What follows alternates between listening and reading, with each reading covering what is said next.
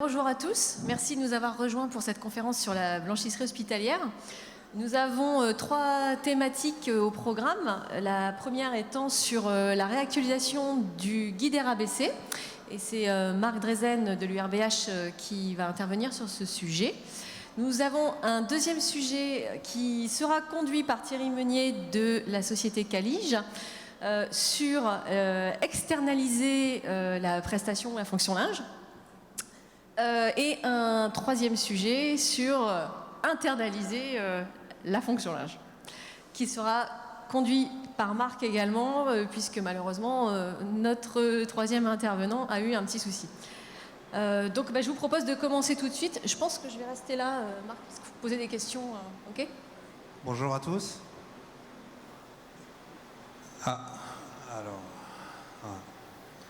Donc l'URBH, pour faire une présentation, c'est une association de blanchisseurs publics.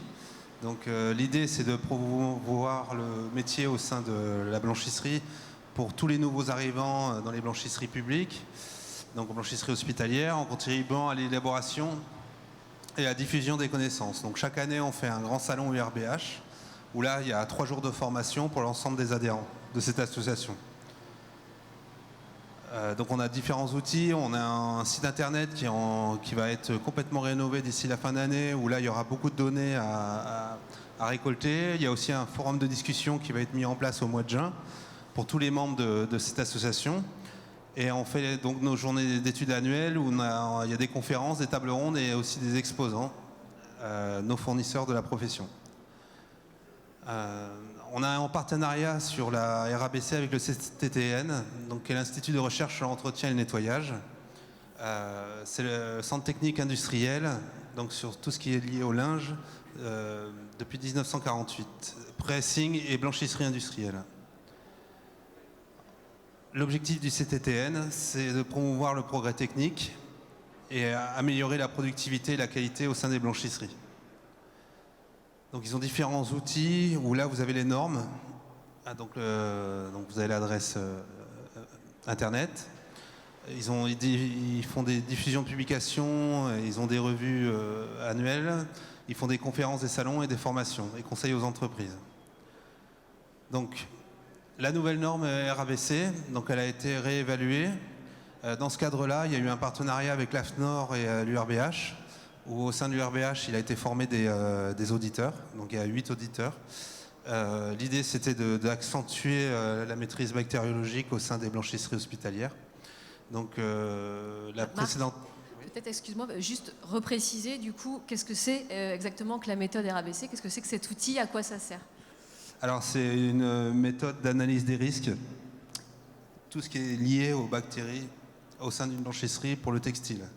Pourquoi l'URBH s'en occupe? Parce que nous, on livre tous les hôpitaux, tous les hôpitaux, souvent des blocs opératoires, et là, il y a des risques importants de contamination pour les malades. Tout ce qui est centre anticancéreux, où les patients sont immunodéprimés, donc là, ils n'ont plus de protection au niveau système immunitaire, et donc il faut que le linge soit le plus désinfecté possible. Donc cette méthode permet au sein de la blanchisserie d'avoir des points de vigilance pour bien maîtriser le risque de contamination. Pour cela, il y a différentes choses à appliquer, mais il y a aussi un système de surveillance à mettre en place. Et donc c'est ça cette norme en fait. Et là, il y a eu des évolutions, et je vais vous faire juste un résumé des évolutions qu'il y a eu par rapport à la norme de 2003. Cette norme est européenne, elle a été révisée au niveau européen. Donc là, c'est le CTTN qui a représenté la France au niveau européen. Et il y a eu différentes réunions donc avec différents pays, les Allemands, les Anglais, les Autrichiens, Finlandais, etc. Il y a eu 2 enquêtes au niveau européen et 2 enquêtes publiques au niveau français. Et la dernière enquête s'est terminée le 16 octobre 2015. Dans ces enquêtes, c'est quoi? C'est interroger tous les établissements publics et privés de santé sur les contaminations liées au linge. C'est-à-dire dès qu'il y a eu un fait avéré de contamination liée au linge, pour essayer d'évaluer les statistiques et les risques générés par le linge. Donc, cette norme, donc, c'est système de maîtrise de la biocontamination. Donc, l'objectif de cette norme, c'est fournir un système de management pouvant garantir de façon efficace et continue que les textiles traités présentent une qualité microbiologique adaptée à l'usage prévu. C'est-à-dire que c'est toute une procédure à mettre en œuvre avec des indicateurs pour être sûr que le linge sorti de la blanchisserie, mais même lors du transport, mais même lors de l'utilisation dans le service de soins, soit correct. Donc ce qu'il y a eu, c'est différentes annexes qui ont été rajoutées à cette norme, qui sont informatives, parce qu'elle était assez compliquée à l'origine, sur les choses essentielles à mettre en œuvre, et aussi une approche similaire à la HACCP qui a lieu en restauration. Donc ça s'est vraiment durci en termes de gestion. Avant, elle était un peu souple en 2003, et là, ils ont vraiment augmenté. Un exemple, il est fortement conseillé de faire qualifier son lavage une fois par an.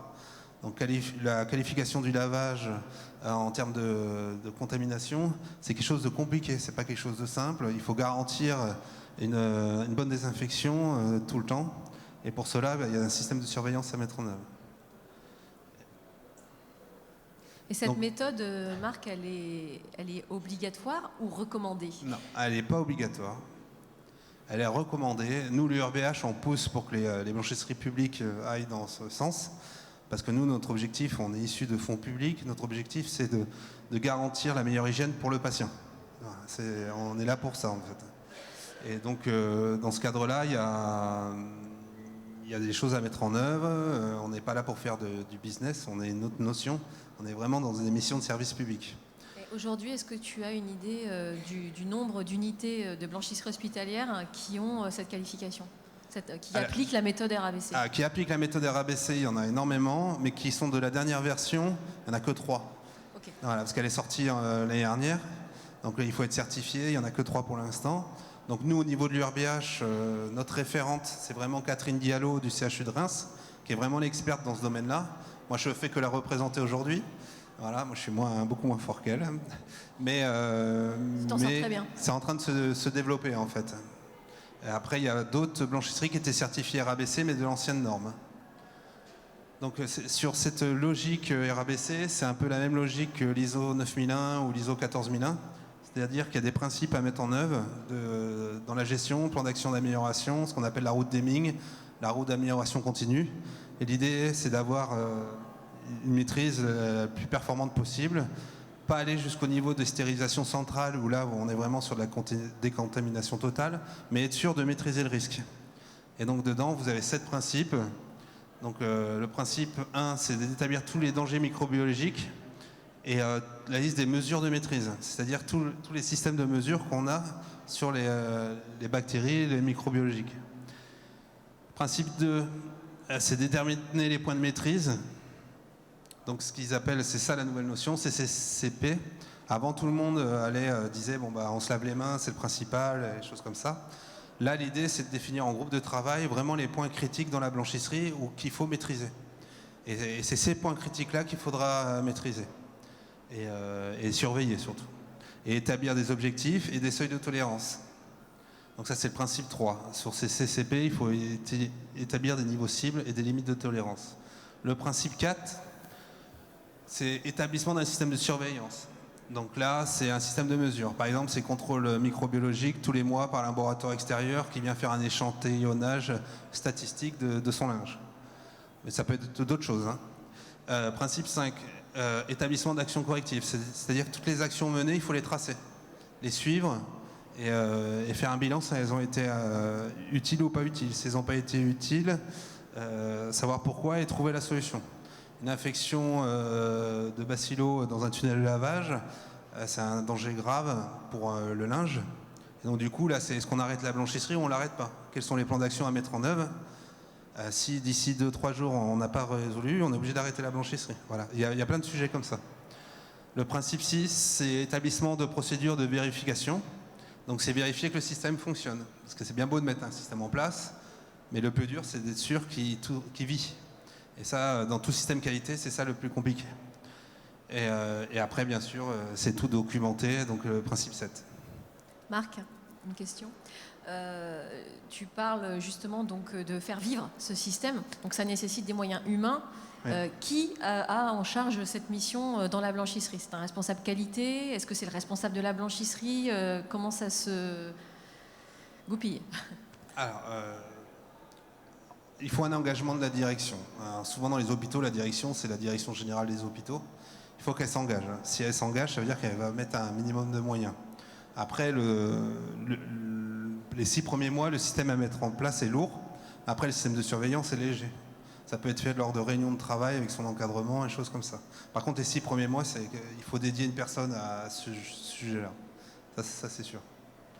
Et derrière, dans les hôpitaux, il faut adjoindre aussi tout ce qui est le CLIN, donc tout ce qui est le centre de lutte contre les infections nosocomiales dans des établissements de santé.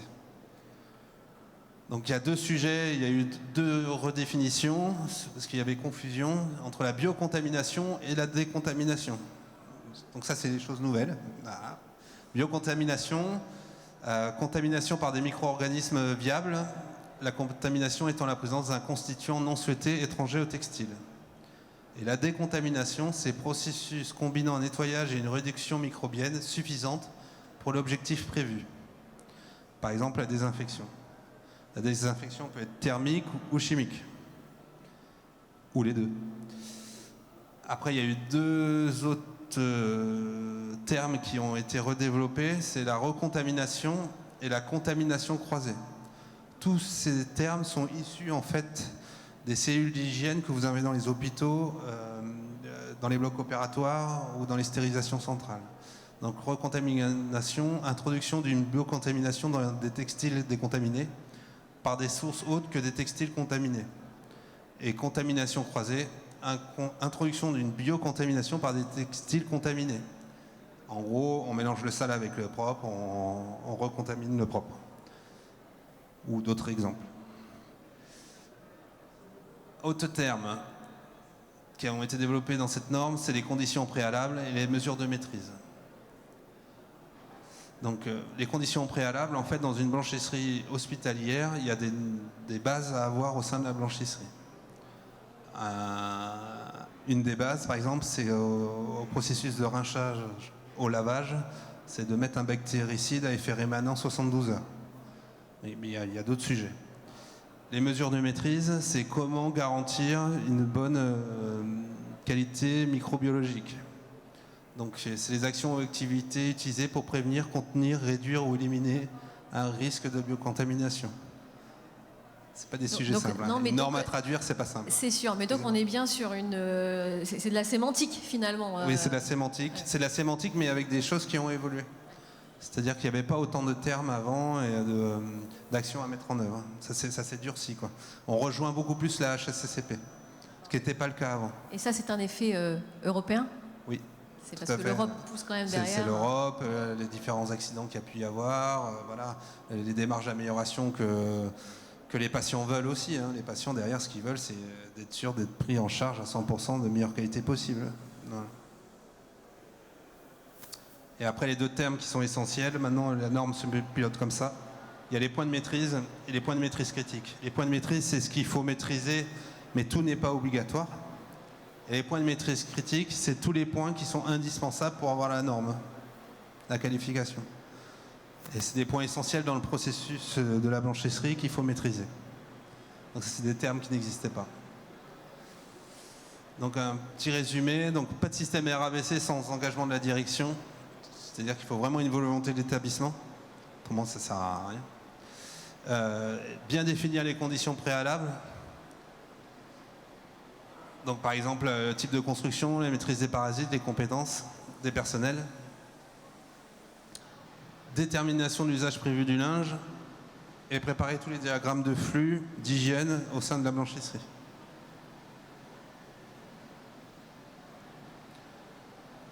Je continue ou il y en a beaucoup, hein? Ouais. Alors, le principe, hein, on va aller un peu dans le détail. Liste des dangers microbiologiques et des mesures de maîtrise. Donc là, sur ce principe-là, la première chose à faire, c'est identifier tous les dangers associés à l'environnement, au processus ou au produit. Un des principes de base, c'est par exemple être en surpression dans la zone de finition et en dépression dans la zone sale pour que l'air de la zone sale ne puisse pas aller dans la zone propre. Donc ça identifie qu'on l'a bien en œuvre. Si on ne l'a pas en œuvre, déjà on est non conforme. Donc il faut le mettre en œuvre. Mais il y a plein d'autres détails comme ça. On a le nombre de points de conformité. Il s'élève à combien? Je ne sais pas. Franchement, je vais vous dire des bêtises. Après, c'est évaluation des risques. C'est comme, je ne sais pas si vous connaissez le document unique dans une entreprise ou dans le public aussi. On évalue les risques. Et il y a des risques qui sont en rouge et ces risques-là, il faut les maîtriser quand on est employeur.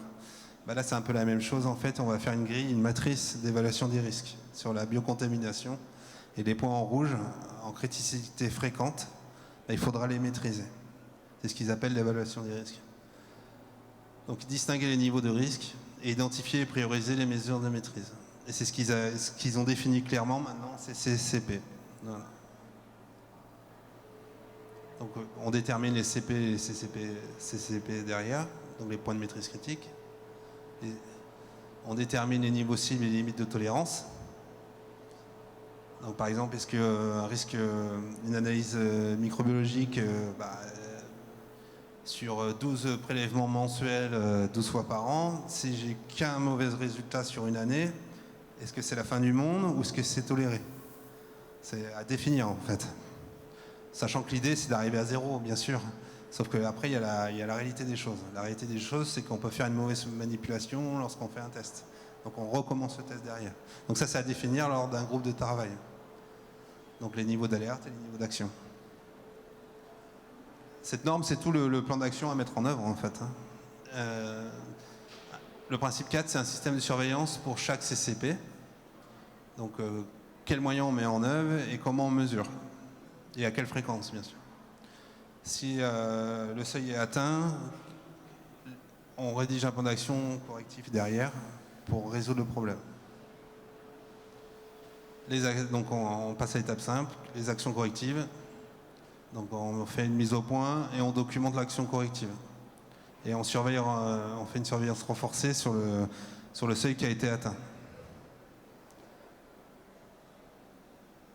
Et après, pour moi, c'est ça l'essentiel. Beaucoup de mes confrères disent qu'ils ont la RABC chez eux. Oui, ils se lavent les mains, oui, ils ont la RABC. Non, ils n'ont pas la RABC. La RABC, c'est un système qui vit et il faut régulièrement être sûr que son système est en fonctionnement. Et quelles actions j'ai mis en œuvre en tant que directeur de blanchisserie ou manager pour être sûr que ça soit vérifié régulièrement. Et donc c'est ce qu'ils appellent l'établissement de procédure de vérification. Ce qui n'existait pas avant. Avant, il y avait les principes de base à mettre en œuvre et c'était tout. Là, ça a vraiment évolué dans un sens de mesure de son système. Est-ce qu'il est efficace, pas efficace? Revue de direction, alors si on est en coopération avec les différents membres de l'établissement et faire effectuer des audits internes pour avoir un œil extérieur pour être sûr que son système est correct. Et après, bien sûr, tout ce qui est la documentation liée à ce système qualité. Parce qu'en fait, c'est un système qualité. Donc, dans le PowerPoint, je vous ai mis derrière tout ce qui est annexe. Donc, c'est pas moi qui l'ai mis, c'est Catherine, je le répète. Avec des différents exemples. Et derrière, il y a un exemple pour le linge de résident. Maîtrise de RABC en linge de résident. Je ne veux pas tout vous développer parce qu'il y en a pour... mais ça vous permet... On fera des questions-réponses. Voilà, ça permet de donner un exemple en fait sur une mise en application. Voilà. Donc vraiment les points forts qui ont évolué, c'est la qualification du lavage qui a été discutée au niveau européen, donc ça c'est une vraie nouveauté. Et aussi que nous, au l'URBH, on est partenaire pour aider les blanchisseries à être certifiées RABC. Donc désormais, l'URBH est organisme certificateur. Voilà. On peut s'adresser en partenariat avec l'AFNOR. Avec l'AFNOR, oui. Voilà. Donc on peut s'adresser directement à l'URBH voilà. pour solliciter... Tout à fait. On a 8 auditeurs chez nous maintenant qui ont été formés pour ça. Sauf moi. Mais j'ai réussi à le présenter. Super. Bah, merci beaucoup, Marc. Est-ce qu'éventuellement, dans la salle, il y aurait des questions? Ou pas? Pas de questions? Bah, tu vois, tu as été formidablement clair. Tout va bien. Peut-être, moi j'en ai une quand même. Ce serait de dire en quoi est-ce qu'aujourd'hui, dans la blanchisserie hospitalière, être certifié RABC, c'est un vrai plus qu'on peut faire valoir, évidemment, en termes de qualité auprès des patients, auprès des clients. Ça marche plus.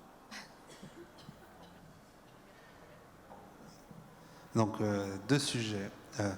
Dans les années 2000, on a enlevé du linge dans les blocs opératoires, dans les endroits à fort risque d'hygiène, pour mettre du jetable. Vous savez très bien que depuis des années, on nous parle de développement durable. Le développement durable, le jetable va commencer à disparaître et on va revenir à un vieux métier que faisaient nos grands-mères, c'est laver du linge. Et donc, il faut qu'on se prépare à faire du linge beaucoup plus propre bactériologiquement. Et donc, c'est une responsabilité des blanchisseurs publics. Parce qu'on livre que des hôpitaux, nous. Et nous, notre responsabilité est là. Et donc, il faut se préparer à ces années qui vont venir. Donc, c'est des belles années pour les blanchisseries. Mais il faut être prêt à avoir du linge conforme. Et donc, c'est un atout. Là, j'ai un confrère du privé, mais on est sur un marché où il faut qu'on se distingue. Et c'est vrai qu'être certifié, c'est apporter une garantie pour les établissements en termes de qualité hygiénique. Voilà. Parce qu'il y a la propreté visuelle, mais il n'y a pas que ça. Voilà. Non, c'est bon. Merci beaucoup. Donc je vais donner la parole à Thierry Meunier. Je vous laisse peut-être vous présenter, Thierry. Oui, pas de souci. Marc, je vais te récupérer la zapette. Thierry Meunier, donc je suis le directeur du marché santé pour la société Calige. Je vais peut-être vous présenter Calige. Personne ne connaît, j'imagine. C'est bien, ça me rassure. Pourquoi ? Parce qu'en fait, on est très récent. Le nom, il a 2 ans à peu près. En fait, c'est la fusion de 2 entreprises. Une s'appelait RLD et on a fusionné aussi avec les usines santé d'Initial. Ce faisant, vous voyez, on a 43 usines maintenant en France.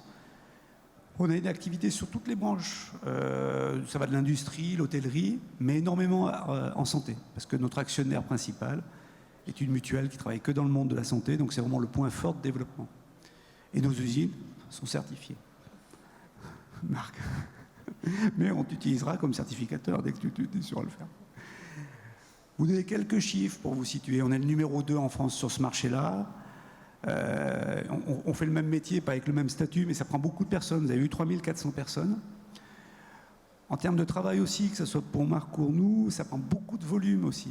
Donc il faut relativiser tout ce que vient de dire Marc, tous les enjeux et les contraintes qu'ils ont, que nous avons, sur des volumes très forts. Vous voyez, par jour, c'est 2500 vêtements. 250 000 vêtements, excusez-moi, et 530 tonnes de linge. Donc ça veut dire qu'il faut avoir une excellence sur tout ce qu'on vient de vous expliquer, tous les jours, sur énormément de volume d'activité. Et répartis, nous on est petits, vous avez beaucoup plus dans votre association de blanchisserie, mais nous sur déjà 43 usines. Voilà à peu près. Et l'atomicité de nos clients, notamment en santé, nous ne faisons pas que du public, on fait aussi du privé, donc on livre des tout petits sites. Donc il y a 30 000 clients. Nos références, en monde de la santé, c'est tout ce qui couvre le monde de la santé. Donc bien évidemment des hôpitaux publics, mais aussi le monde des maisons de retraite, des résidences-services. On sert même aussi des laboratoires de santé. On couvre tout le spectre. Alors, Sandra nous cherche à nous opposer, donc on va essayer de jouer. Absolument pas. Non. Elle veut même qu'on se batte, elle nous a dit si on pouvait se battre. Il faut assurer le show un petit peu. Je ne suis pas assez souple. Non, mais au-delà de ça, l'importance du linge, si on est tous réunis aujourd'hui ici, c'est parce que le linge a une vraie importance. Alors effectivement, au sens hygiène, j'y reviendrai plus tard, mais il est vraiment associé à plein de choses dans le monde de la santé. Vous avez l'image de Marc, parce que c'est ces sentiments de propreté qui va créer une adhésion entre le patient, le personnel et le lieu où il est dans le monde de la santé. Ça crée aussi un acte de confiance. Parce que si vous, je sais pas, si vous avez un intervenant qui a une tenue de travail qui est sale, si vous avez un infirmier qui a une tenue de travail que vous ne trouvez pas conforme, ça peut tout de suite créer le lien de rupture entre vous et l'univers où vous êtes. Marc, j'y reviendrai sur le sujet qu'évoque Marc, c'est aussi un enjeu d'hygiène qui est extrêmement important. On est dans le monde de la santé, donc on a des personnes où il faut prendre soin. Et à nous de mettre en place, notamment à travers la norme RABC, toutes les organisations pour qu'on réponde à ce challenge. C'est aussi un élément de confort. Pensez aux gens qui passent des heures, des jours allongés sur nos draps, le personnel aussi professionnel qui porte peut-être presque plus nos tenues que les leurs, hein, tous les jours, toute l'année. Donc il y a plein d'enjeux qui sont liés autour du linge dans le monde de la santé. Et nous, notre volonté, c'est d'être vraiment le référent sur ces sujets-là. Alors, pour appuyer, et je rejoins vraiment ce que disait Marc, j'ai essayé de mettre des chiffres parce que l'enjeu d'hygiène, c'est quand même extrêmement important. J'ai pris le rapport de la Cour des comptes sur les maladies nosocomiales pour vous essayer de vous donner à peu près 2-3 chiffres. C'est un patient sur 20 qui est hospitalisé, qui est touché par un germe infectieux. Et sans vouloir être morbide, mais on peut y associer 4000 décès. 4000 décès, c'est plus que les routes. Hein. C'est-à-dire que tous les enjeux qui ont été évoqués tout à l'heure, c'est plus que l'enjeu de la sécurité routière. Donc, je comprends vraiment la démarche des blanchisseries hospitalières qui est vraiment de se renforcer et toutes ces normes, c'est pas simplement pour faire plaisir à l'Europe, mais c'est vraiment pour couvrir un risque réel. Pour vous donner aussi un ordre d'idée économique, dans un EHPAD, parce que moi je travaille aussi pour le monde des EHPAD, le budget c'est 4% à peu près du budget global. On nous demande, avec 2 statuts différents, mais toujours pareil, on nous demande de faire le même job avec la moitié du budget à peu près, hein, parce que là aussi les chiffres, c'est pas facile de trouver la vérité des chiffres, mais c'est à peu près ça, hein, c'est 2% du budget d'un hôpital. Alors effectivement, il y a un effet masse concentré sur un lieu, mais quand même, il y a quand même un challenge économique très différent. Alors, qui a gagné le match, Sandra? C'est Marc, hein, parce que 80% du marché, il est internalisé. C'est un marché qui est très faiblement externalisé. On ne représente que 20% du marché public. Une exception européenne. Voilà. Alors, mais si vous allez voir, si je veux me réconforter avant de m'endormir, je regarde les chiffres en Europe et c'est à peu près l'inverse. Donc, je dors mieux. Mais le matin, le premier chiffre me réveille et je me dis, voilà, il reste 80%. Et honnêtement, je ne pense pas que ça soit simplement aussi une alternative. La réponse à la question que vous nous posez n'est pas binaire. C'est pas est-ce qu'il faut que ça soit internalisé ou externalisé, et que petit à petit, la frontière n'est pas poreuse en fait, et qu'il viendra des modes de collaboration, et je vous les développerai après, qui seront à mon avis où on va être en co-construction. Parce que le monde de la santé étant tellement complexe, il y a tellement d'enjeux à relever qu'il n'y a aucun intérêt à ce qu'on s'oppose. Et le marché est tellement grand, il y a tellement de challenges, que c'est dans l'association, et il y a des lieux, il y a des contextes où la solution de la blanchisserie interhospitalière, c'est la solution. Et puis il y a peut-être des lieux où nous sommes la solution. Et il y a peut-être des troisièmes lieux où c'est une co-construction des deux.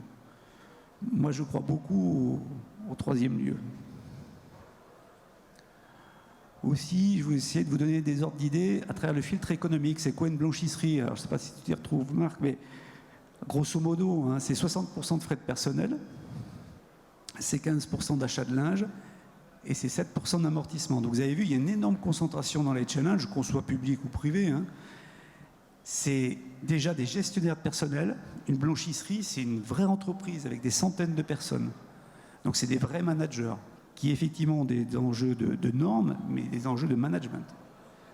Après, ce sont des acheteurs, parce qu'effectivement, il en faut du linge. Hein, vous vous rappelez les tonnes que je vous ai décrites. Donc il faut être capable de sourcer des produits dans un pays, la France, qui est de moins en moins industrialisé. Donc les entreprises s'éloignent de plus en plus de nous. Donc il faut sourcer du linge plat, il faut sourcer du vêtement de travail sur des sujets qui sont maintenant partis dans d'autres continents, pour nous comme pour le public. Et troisièmement, ce sont des acheteurs de machines. Moi, j'ai été surpris par le prix, que ce soit chez Marc ou nous, le prix d'une moindre machine. C'est souvent 6 chiffres en euros pour une blanchisserie. C'est un métier qui est très consommateur d'investissement. Donc, que ce soit en public ou en privé, il y a quand même en ce moment une pression. Avant de prendre une décision technique, il faut bien réfléchir parce qu'il y a des conséquences économiques lourdes. Donc, nous, comment on se positionne sur ce marché? C'est très simple. Vous avez vu, on n'est quasiment rien, que ce soit moi ou nos concurrents sur le marché public. Pour vous donner un ordre d'idée, c'est... me concernant, les 25% du chiffre d'affaires que je suis. Néanmoins, quand vous voyez qu'il y a 80% qui n'est pas chez vous, vous êtes attiré. Et comme je vous le disais, on ne cherche pas du tout la confrontation de se dire on va reprendre des blanchisseries interhospitalières. Il y a peut-être des cas où on saurait peut-être mieux faire. On veut surtout se positionner dans une rôle de co-construction, c'est-à-dire trouver avec les blanchisseries hospitalières, dans certains cas, parce qu'il y en a des centaines, mais il y a peut-être des cas où il y a des solutions communes à trouver. Alors, sur lesquelles, vous avez vu, c'est quand même des usines, des lieux de production et des lieux de service qui sont très complexes. Parce que ce qu'on doit faire, nous, tous les jours, c'est faire fonctionner des usines, mais pour un usage qui est très fort. On a un double métier, c'est faire fonctionner des usines et rendre un service complexe, d'hygiène, de confort, d'image, à des prestataires tous les jours. Donc pour faire tout ça, il faut beaucoup de choses. Il faut appliquer des normes, Marc vous l'a expliqué. Il y a des études techniques à faire, parce que dès que vous voulez agrandir, moderniser votre blanchisserie, il y a beaucoup de dossiers très techniques à développer. On est toujours aussi en recherche de productivité. Vous imaginez 530 tonnes par jour. Il faut que le linge soit rendu. C'est un peu comme le repas, ça ne peut pas attendre. Donc il faut que la productivité soit rendue. N'oubliez pas que c'est un métier où les directeurs de ces sites-là n'ont pas de stock ni en amont ni en aval. C'est un métier de fou. Moi, quand je l'ai découvert, je me suis dit, c'est des gars quand même bizarres. Ils ne peuvent pas stocker, ça prend tellement de place. Donc c'est des marges de manœuvre qui sont en heures. Une blanchisserie peut s'arrêter 5, 6 heures, 7 heures. Au bout de cette durée de temps, ça crée un vrai problème. Donc ce sont des gens dans nos métiers pour lesquels les études de productivité et de garantir la productivité tous les jours, 365 jours par an, est extrêmement important. Les consommations, on consomme beaucoup de fluides, d'eau, on crée de la chaleur, on crée de la vapeur, on consomme de l'électricité. Donc que ce soit sur une vision développement durable ou même économique, ce sont des fluides qui coûtent de plus en plus cher, on crée des rejets. Donc tous ces sujets-là sont des sujets extrêmement importants sur lesquels je pense qu'on peut co-construire. Il faut porter des investissements aussi. Je pense que quand vous êtes un hôpital, vous avez aussi des enjeux d'investissement dans le matériel médical qui sont très forts. Donc c'est vrai que dans nos métiers aussi, on peut, nous, en tant que société privée, porter des investissements pour un hôpital, lui permettant de se reconcentrer sur ces investissements, sur d'autres sujets. Qui plus est, il y a sur des missions qui sont des fois très éloignées du soin. Dans le métier que nous avons, il y a aussi beaucoup de logistique. Parce qu'il va falloir aller servir ce linge dans des multitudes d'étages de services. Les hôpitaux sont des lieux très grands. Donc la partie logistique, je le redis tous les jours, entre les blanchisseries et les lieux d'utilisation de linge, cette partie logistique est extrêmement à la fois complexe et gourmande aussi en organisation et en temps. Donc c'est aussi un des sujets où on peut nous interpeller en disant c'est quand même plus éloigné de mon cœur de métier, donc je peux peut-être être intéressé de le sous-traiter à quelqu'un dont c'est le métier. Vous avez aussi les enjeux d'image aussi, parce que dans le monde, je vous l'ai dit, de l'hôpital, la tenue est extrêmement importante. Vous devinez qu'en ce moment, je suis aussi un peu à l'étage du dessus, donc on expose des tenues. Je suis très curieux de voir que vous avez des infirmières, des personnels de soins qui viennent voir. Ils croient qu'on vende du linge, et qui pensent que je vais leur vendre des polos, mais qui se posent des questions sur la tenue, le confort. C'est que les gens qui vont utiliser nos vêtements vont beaucoup bouger dans un milieu où il fait extrêmement chaud. Donc tout ce qui est ergonomie, tenue et image qu'on véhicule sont des sujets extrêmement importants. Donc j'ai parlé aussi de confort. Il y a tout le sujet on va passer un certain nombre d'heures sur le lit, et le confort que l'on va rendre par ne serait-ce que le draus, le nombre est-ce qu'il y a des plis, pas des plis, quel est le confort thermique de ce linge. C'est un sujet dans l'hôpital qui est extrêmement important, parce qu'effectivement, moi je deviens un vieux monsieur, mais avant on allait à l'hôpital pour se soigner, puis tais-toi, tu as le droit de souffrir et d'être dans l'inconfort, mais le principal c'est que tu sois guéri. Maintenant, quand même, ça a évolué, on traite le confort, on traite la douleur, on nous soigne, mais pas que. Donc c'est aussi un sujet sur lequel il faut accompagner. Et puis c'est un sujet, ce métier, qui est demandeur d'innovation. Parce que le monde hospitalier bouge, et ne serait-ce que distribuer les vêtements de travail à du personnel qui travaille tous les jours, 24 heures sur 24, ça nous a obligés à développer, dans le public comme dans le privé, des distributeurs automatiques, des armoires intelligentes, et de créer des interfaces entre les utilisateurs, qui sont par centaines de milliers, et nous. Parce que je peux perdre un bouton, je peux être déchiré là, et comment je vais donner mon information. Il y a aussi des enjeux de puces électroniques, on l'a en public comme en privé. Notre linge, on ne le suit pas à la trace.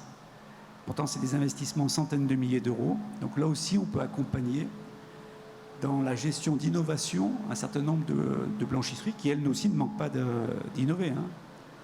Donc en résumé, c'est un métier très complexe qui doit répondre à plein d'enjeux transverses, l'hygiène, la sécurité, la productivité, l'économique, mais aussi des fois des réalités, des contraintes très locales. Parce que le bâtiment est vieux, parce qu'il est mal placé, parce qu'il y a des problématiques de gestion du personnel. Et je pense que dans le rôle que peut apporter une entreprise privée, c'est de co-construire sur certaines blanchisseries hospitalières des solutions ensemble. D'autres métiers l'ont fait, et je pense que notre métier peut très bien le faire, parce que de toute façon, on fait tous le même métier, et que, vous savez, on ne va pas se battre aujourd'hui. Mais quelle idée, mais j'ai jamais voulu ça, moi. Je sais bien. Mais que la solution, elle est commune. Le tout, c'est qu'on se connaisse, qu'on parle ensemble. Vraiment, merci pour ce débat. Parce que c'est deux lieux où on marche en parallèle. Jamais on échange beaucoup. C'est la première chose que j'ai dit. Moi, Marc, je suis très content de le rencontrer parce que on est deux métiers. C'est les mêmes métiers avec des contextes différents, une approche différente, mais on trouvera des solutions ensemble. Et des enjeux communs bien Exactement. sûr. Que ce soit des enjeux sociaux, environnementaux, humains, bien évidemment, on l'a compris aussi, économiques, bien entendu. Et cette approche de co-construction, Thierry, elle est assez intéressante, bien entendu, et plutôt nouvelle, malgré tout. Donc oui, très certainement, il y a des solutions à co-construire, ça va de soi, et je pense que on est toujours, dans tous les cas, dans du sur-mesure. Chaque cas est unique, finalement. Donc oui, des synergies à créer, à trouver, bien entendu. Je pense que l'objectif est commun, bien sûr, servir au mieux le patient, et la dimension service est essentielle aussi. Donc oui, pour toutes ces raisons-là, il peut être tout à fait intéressant et pertinent d'externaliser cette prestation. Et ça me permet de faire la transition du coup vers Marc qui peut nous parler aussi de pourquoi est-ce qu'aujourd'hui, mais du coup Thierry, vous l'avez plus que touché du doigt, dire pourquoi est-ce qu'il reste pertinent dans certains cas de conserver en interne cette prestation de fonctionnage.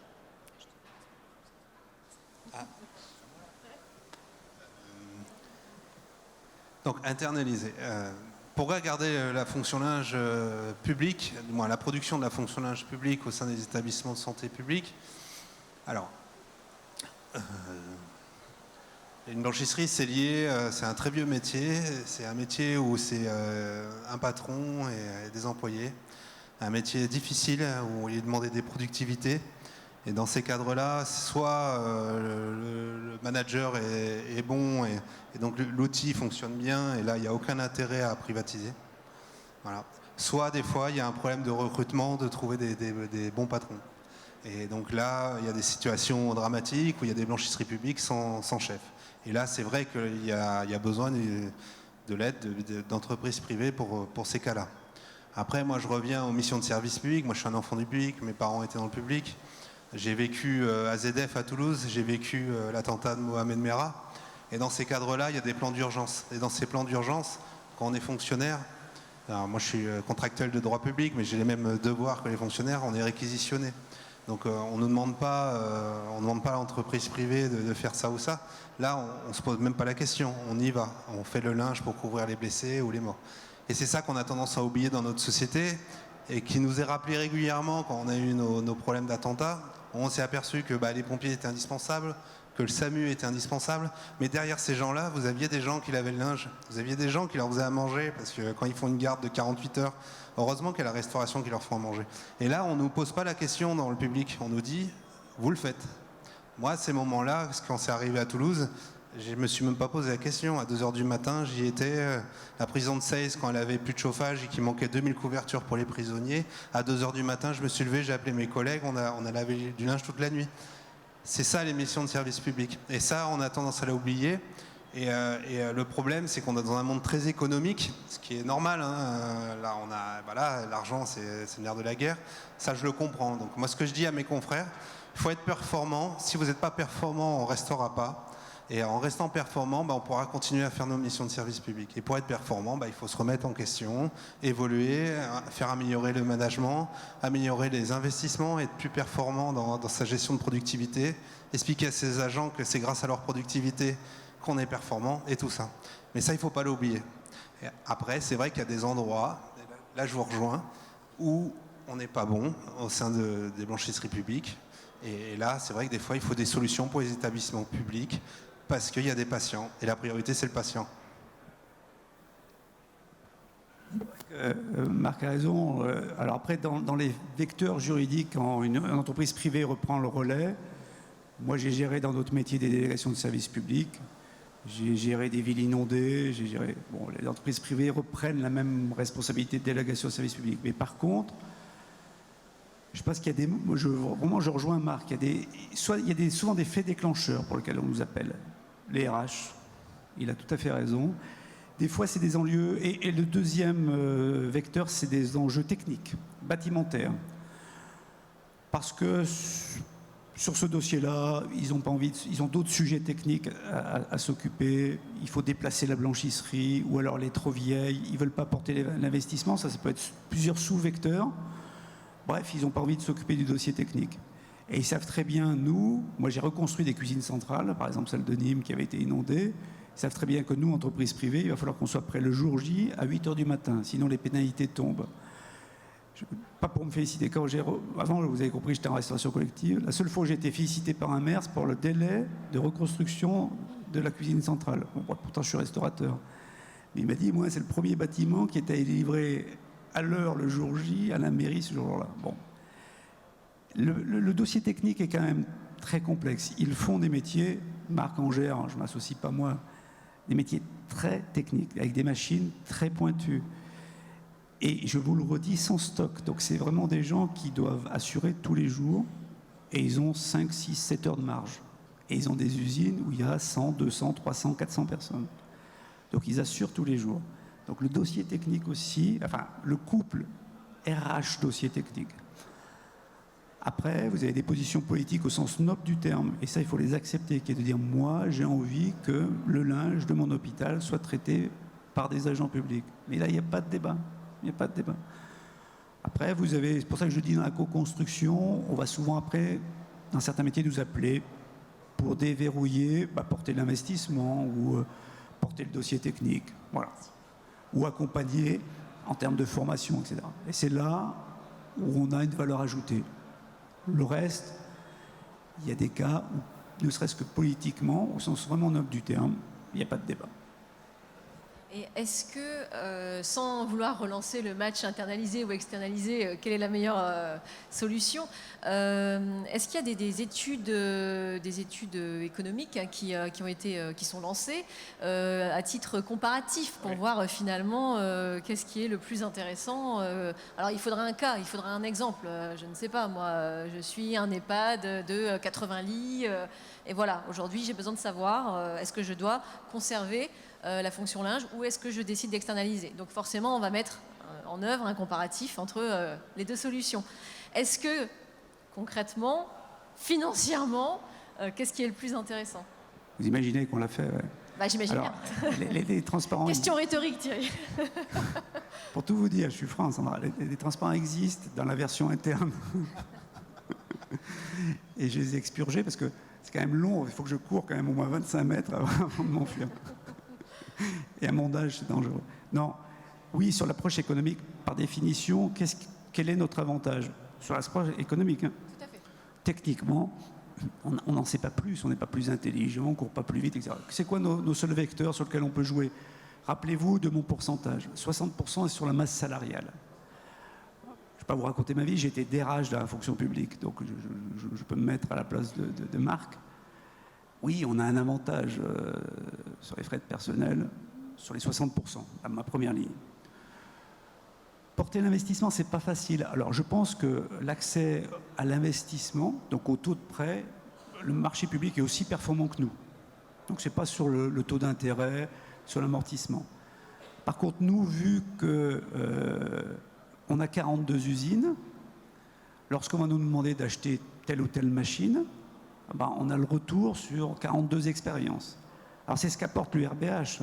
J'imagine que c'est pour ça qu'ils seront associés, parce qu'ils veulent avoir ce côté se fédéraliser pour pas que le vendeur de telle ou telle machine escroque individuellement chaque blanchisseur. Parce que vous savez, un partage de connaissances, bien entendu, de savoir, c'est évident.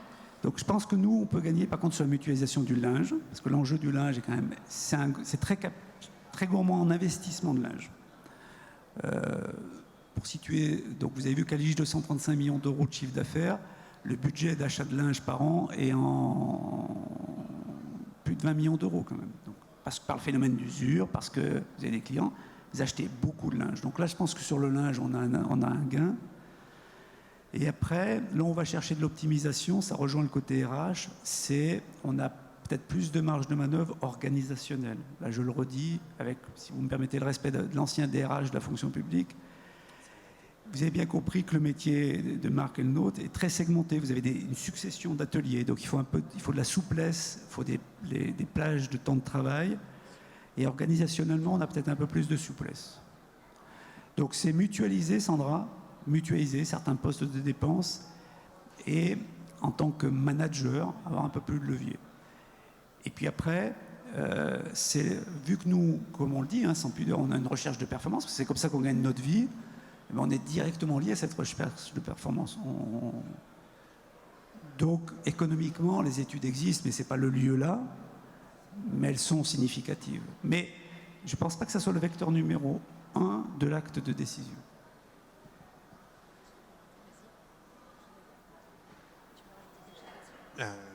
Oui, alors, sur les RH, c'est tout à fait vrai. Nous, on part avec une pénalité, parce qu'on est soumis aux grilles de la fonction publique, avec les accords de la fonction publique, qui met en défaveur des ateliers de production. Par contre, on a aussi des avantages. Les avantages, c'est que l'emprunt est assez facile, entre guillemets. C'est comme on est l'État, on a tendance à avoir assez facilement de l'emprunt. Quoique ces dernières années, ça s'est vraiment diminué. Et après, on a aussi des axes d'amélioration importants chez nous. C'est faire comprendre à nos équipes que les amplitudes horaires sont un vecteur de gain de productivité. Et que moi je dis toujours, un bon manager c'est 20% de gain dans une usine de blanchisserie, que ce soit privé ou public. Et après c'est réussir à attirer les talents dans la fonction publique. Et Khalid, je sais qu'il cherche aussi à attirer les talents, mais Elis aussi, parce qu'ils savent très bien que c'est là où ils font leur marge. Mais comme nous, dans le public, c'est là où on baisse notre prix de revient, parce que nous, on n'a pas le droit à faire de marge. Nous, on facture uniquement ce qu'on coûte. Mais le but, c'est de facturer le moins cher possible pour nos adhérents et pour nos patients. Mais après, on a chacun des forces et des faiblesses. Et c'est vrai que c'est des mondes assez fermés. Parce que nous, on tient à nos outils. Et on est une grosse association très solide. Alors moi, je suis que le vice-président, mais le président, il n'est pas là. Mais il dirait la même chose que moi. Voilà. Merci à tous les deux. Thierry, est-ce qu'il y a quelque chose à ajouter ou... Non, vraiment un grand merci Sandra sur le sujet. Parce plaisir. Que c'est très rare de nous faire parler ensemble. Et que... C'est vrai. Non, je le dis franchement, et merci d'avoir organisé ce débat. Avec grand plaisir. Est-ce qu'il y a des questions? Oui, j'arrive. Ah, très bien. Bonjour, oui, j'ai une petite question qui fait entre guillemets le pont entre la RABC, effectivement, Calige avec la prestation hospitalière. RABC, on entend beaucoup parler de process de blanchisserie, maîtrise, etc., etc. Nous avons un retour de plus de 6 ans d'expérience sur la puce UHF.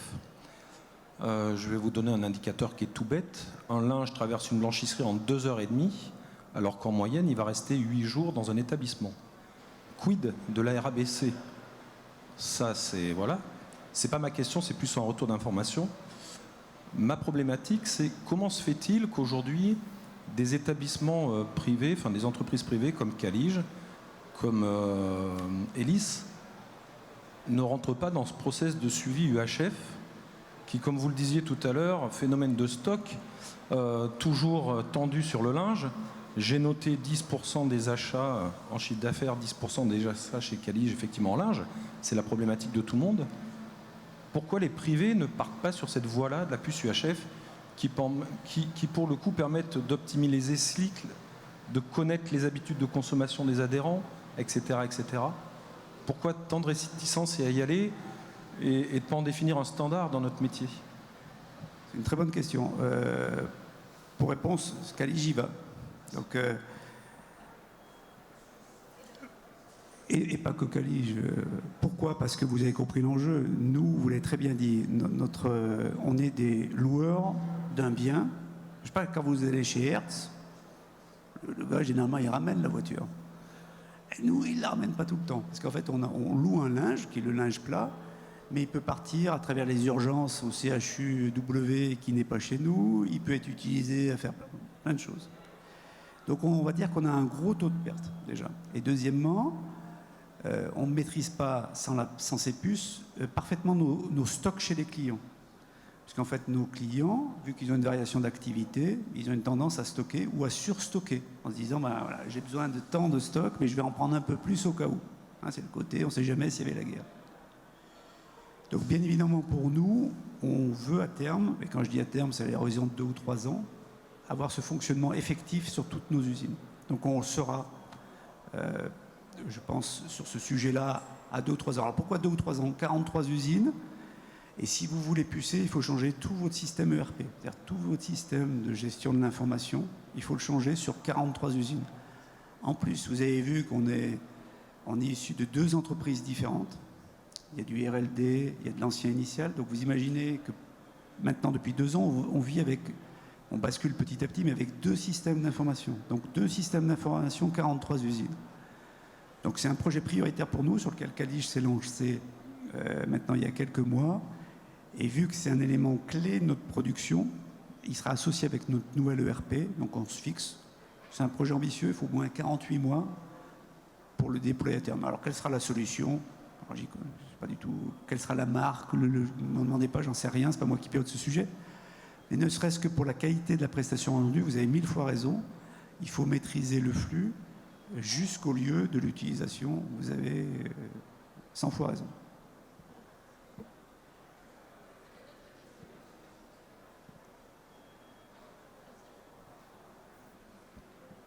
Bah merci beaucoup. Simplement pour compléter ce que dit Thierry, effectivement, on ne peut pas parler pour les loueurs de linge qui ne sont pas là. Hein. Mais c'est un chantier qui est engagé chez la plupart, hein, de toute façon. Voilà, ils ne communiquent pas forcément dessus parce que c'est un énorme chantier pour chacun. Mais voilà, en tout cas, c'est lancé. Donc bah, écoutez, si vous n'avez plus de questions, je vais remercier nos 2 protagonistes. Donc Thierry Meunier de Calige et Marc Drezen de l'URBH et de Toulouse.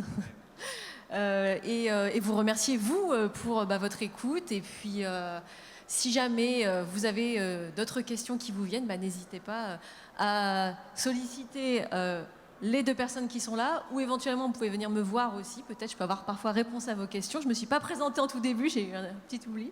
Donc Sandra Minette, je suis la rédactrice en chef du magazine Entretien Textile. Voilà. Merci à vous et puis bonne fin de salon.